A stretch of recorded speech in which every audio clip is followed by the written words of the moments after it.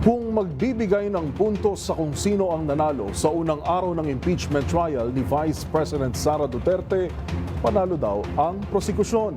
Sa panayam sa programang 2x2 sa DZRH, sinabi ng legal expert na si Attorney Mel Santamaria, mas nahikayat ni House Lead Prosecutor at Batangas Representative Jervin Luistro ang publiko na tutukan ng paglilitis.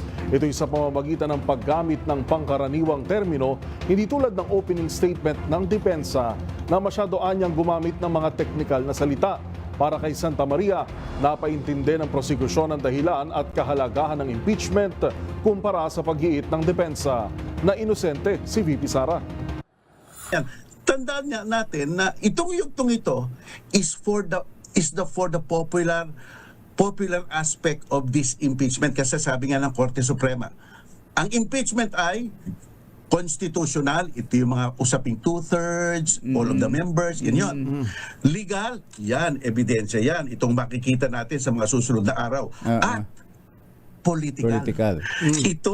Itong yugtong ito at yung summation at the end, yan na magiging political. Dapat ini-exploit mo rin yan. Kaya po ang turing ko, kung sino ang mas pareho silang magaling, pero ang mas nakaresonate sa mga taong nakikinig, mga ordinaryong taong katulad natin, si Congresswoman.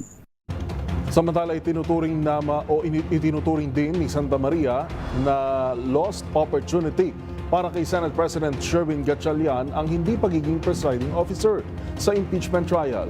Sabi ni Santamaria, makukuha rin naman ni Gatchalian ang sistema sa kaunting pag-aaral.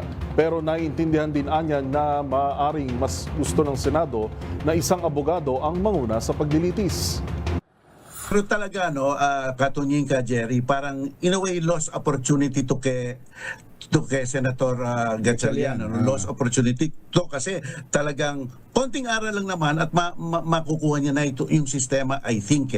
Pero siguro mas nagusto nila na abogado ang